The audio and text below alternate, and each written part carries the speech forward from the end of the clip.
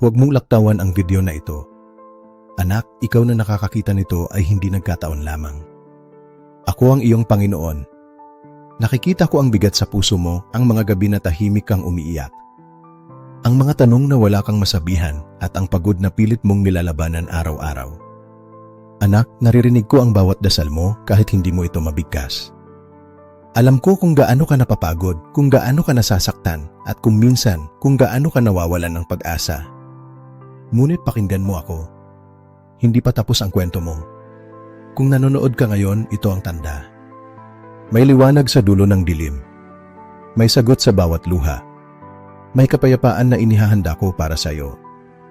Iabot mo sa akin ang lahat, ang takot, ang sakit, ang pangarap na muntik mo nang bitawan. Ako ang bahala.